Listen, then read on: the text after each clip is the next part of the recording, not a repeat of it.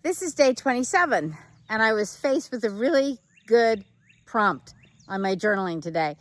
If I had my life to live over, if I had my life to live over. Now, what I saw before me was some ruminations of an 85-year-old woman, and I thought, oh yeah, what a great opportunity. you know, I myself have not ever wanted to spend my life living in remorse or regret, because I thought long ago that neither one of those attitudes or expressions or feelings would ever lead to anything that was going to feel positive. So instead, I decided that was just not going to be part of my life. My philosophy was that whatever happened to me in my life was what happened. I am a product of everything that has happened. Every experience that I've had, every interaction, every bad experience, every good one, all of that is all part of my makeup. I would not be who I am without all of those things happening for me. So regret and remorse, what am I going to regret or remorse? This is who I became as a result of all those influences and experiences. So I instead took this exercise to have fun. What would I do if I had my life to live over? I would maybe stand in the sun more often. I would be basking in the sun. I would be out there sitting down on a bench, feeling the gentle breezes on me, feeling how that feels on my skin, listening to the things around me that I hear, all these wonderful things.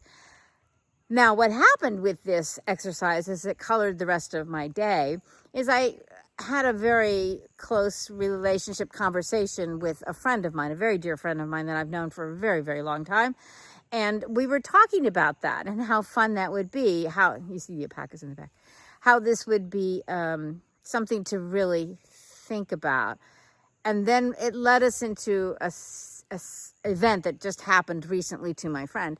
And in the process, we were both talking about the she thought it was unusual response that she was having when someone walked in and it was, everything's fine, nothing's ever happened kind of thing.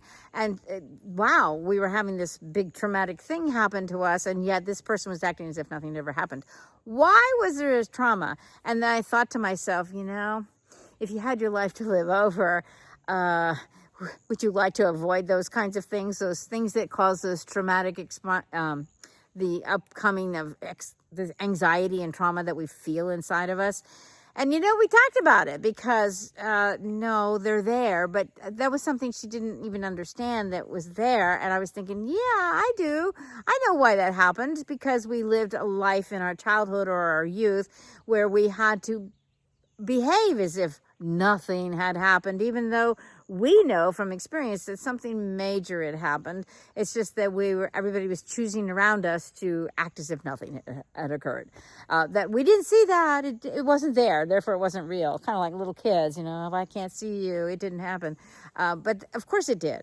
And so I said to my friend, well, it's no surprise to me that you would have a traumatic experience. Isn't that the relationship and the expression that you've had with your experience as a young adult?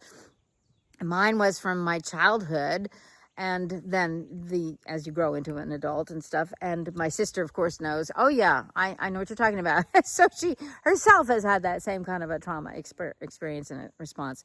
So I thought that was interesting, because the day is, if you could live your life to live over, wouldn't you, of course, want to erase all those things that they never ever happened?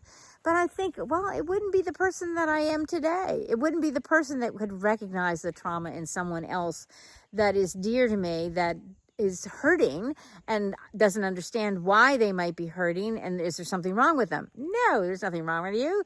That is your body's way of handling, your brain's way of handling a very, an experience that just should not have to be endured as a young adult or a child or something. But it did, and it made you who you are, and the kind of person that sees that hurt in other people and then is compassionate and has ways of coping that they've learned that can be helpful to share. So you might try that little prompt yourself, because just the examination of the good things that I would be wanting to do more of in my life made me much more open to hearing the hurt in my friend's voice when she was talking to me today, and then to recognize what it was that I was really hearing on another level, another wavelength kind of a thing. So this is day 27. Boy, are we learning a lot about ourselves.